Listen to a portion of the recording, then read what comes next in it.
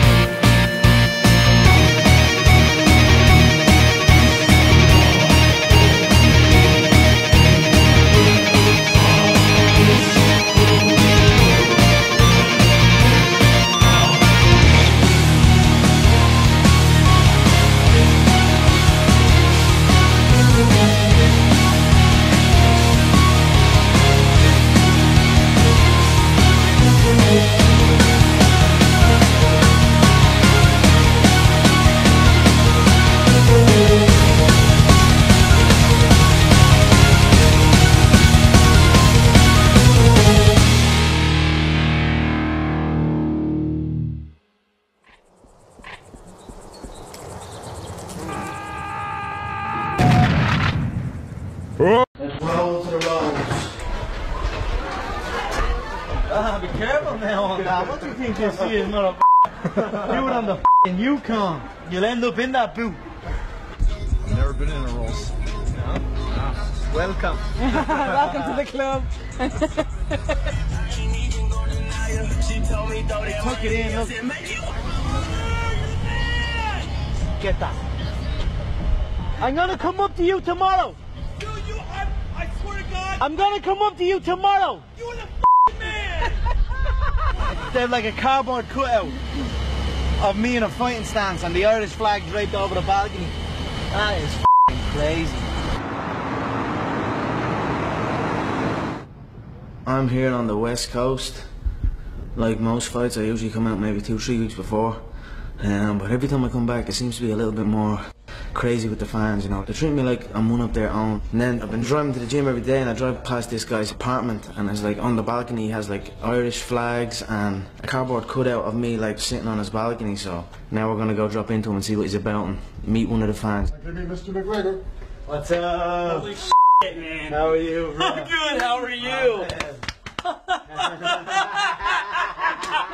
This is awesome. I'm blown away by this, man. I drove by a couple of times and I was like, what the f? Yeah, I thought I was seeing things at first. Like, no, it's been up since your Max Holloway fight, man. No way. Are you looking forward to the fight next week? Oh yeah. Please, Yeah. you kidding me? I got my shirt, my wardrobe in there.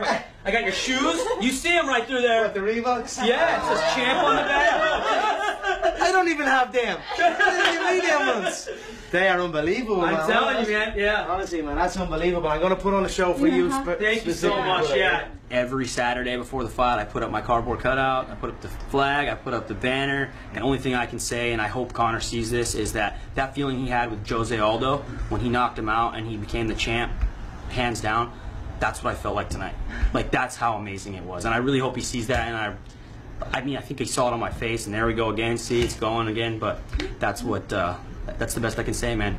I'm enamored right now, man. I'm shaking. I'm acting like such a little baby, and I'm sorry. Thank you so much. I appreciate it, man. Honestly, it was an honor to meet you, brother. I appreciate the support of all the fans out here and all over the world. I never take it for granted. I use it as a motivation, so I am extremely grateful to the fans. Thank you so much. I like Thanks so You're the man. much. That was awesome. My goodness. a full police copper outfit. Pulled me in, I was like, I'm gonna get a ticket or I'm gonna get brought to court or something, fine. He comes up to the window and looks at me. Have you got a driver's license? I says, yeah. Showed him the driver's license. He looked at the driver's license, looked at me and said, do you mind if I jump in the passenger seat for a selfie? All right then. Jumps in the passenger, takes a selfie. Thanks very much, see you later. Off I went at 200 miles per hour. Like Batman.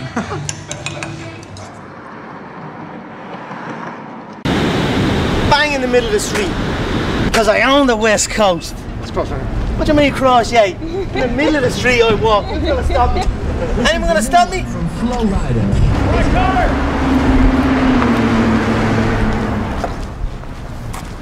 Parking my baby out, right in your out. That should be out on the road.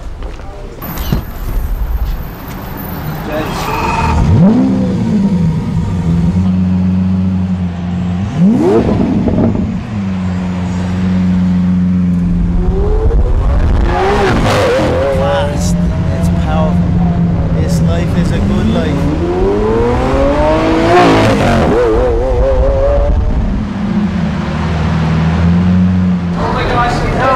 What's up, bud? How are you? The best press conference ever. Now we're down here. Just wasting time. What else are you gonna do? Train, eat, shop. I come down here and blow a load of money on my beautiful woman and myself. And it motivates me to push and keep going. Not many people from where I come from experience this. So I'm just happy and grateful and motivated. I'm gonna go eat. But you know, I don't abuse power. I'm simply, I come through time and time again. So you're damn right the C in the UFC stands for Conor. Having to forcibly kick him out of the gym. And he's done that for over 10 years. And now people are seeing the fruits of that labour and they call it natural talent. I can do nothing but smile at that. Anybody that really focuses on an obsession It is simple as that. If you have supreme confidence in your ability, if you are outworking, if you are surrounded by your competition and you are looking around and you are better than these people and you are outworking these people and you are outmoving these people, it's hard not to let your confidence take over. It just builds and builds and builds, and I'm sure that was the same with Michael Jordan. And any top level athlete, there's always the same. There's always that hint of arrogance there, that hint of cockiness. You must be insane to your game, you know, and I'm sure that is what he was, and that is what I am as well. I don't know about nothing else. I don't know about other sports.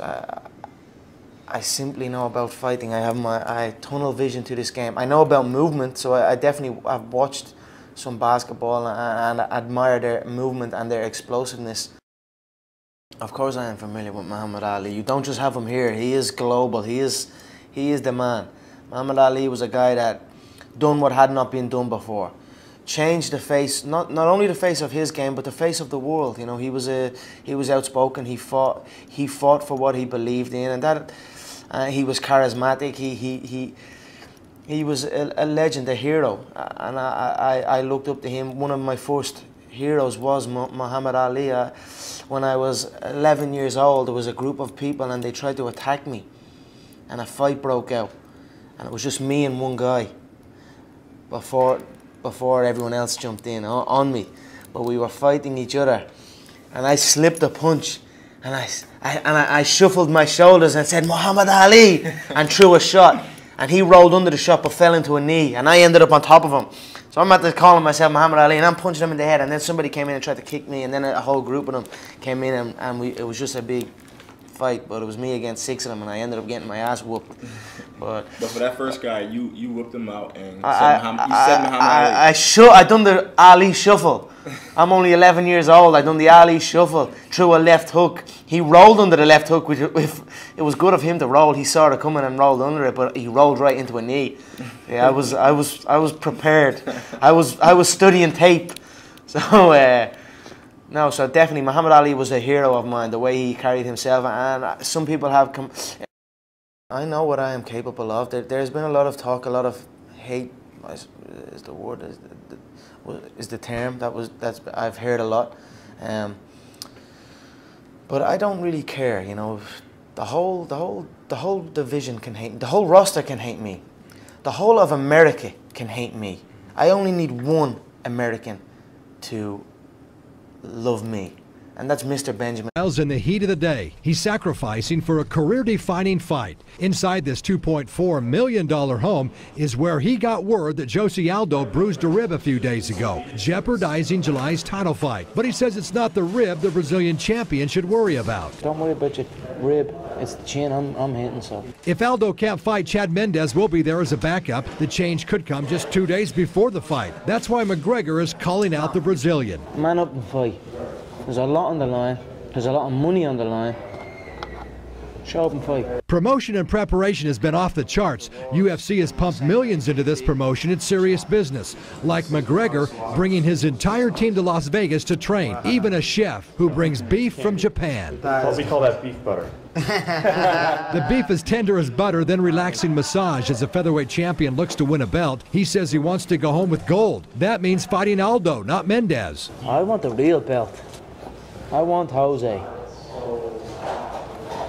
That's what everyone wants. That's what we all want. That's also what NHL defenseman Brent Burns wants. He's a fan of the Dublin native, was in town for the NHL award show and came over to watch McGregor train. Unfortunately, right now, as he walks the halls of his rented 7-bedroom mansion, he doesn't know for sure who he's fighting. I'll be there.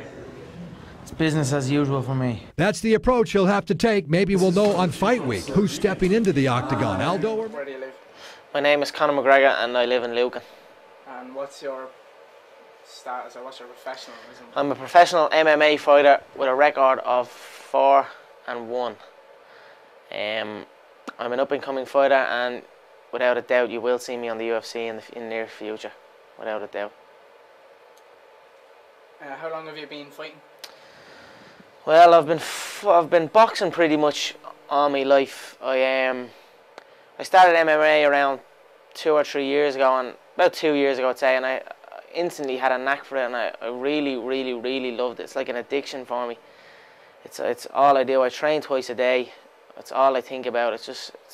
I don't want to do anything else. It's as simple as that.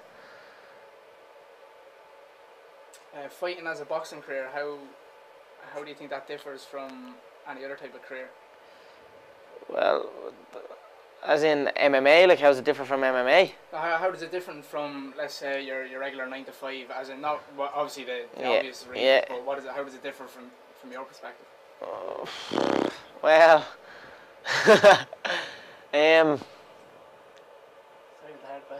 that's a really hard question, isn't it? Well, statistically. How does it differ? Jesus.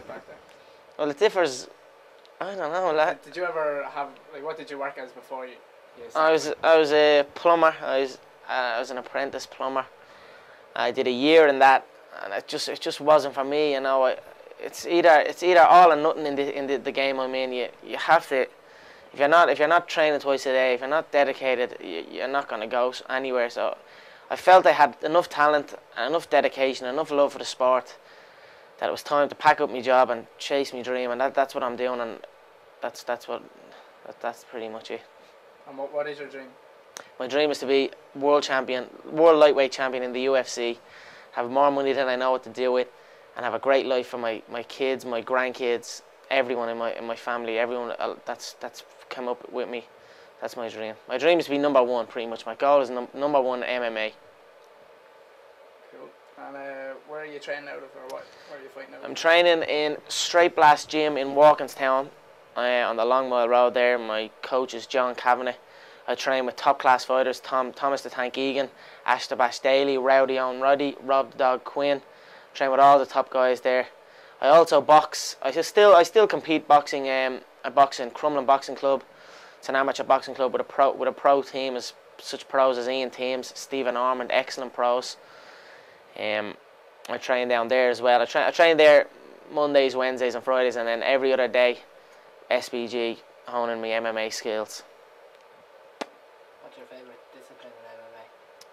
What do you like most about MMA? Well, I just to be honest, I love it all. It's everything. I'm not one of these guys. I love me boxing. I love grappling. I love every last bit of it. It really is the #1 sport, and there's nothing out there like it. I don't care what boxers or Thai boxers or wrestlers or any of these type of guys say. They all know it. MMA is #1, and UFC is the top organisation. It's as simple as that. It's the best out there. It's overtaken boxing. It's better than anything.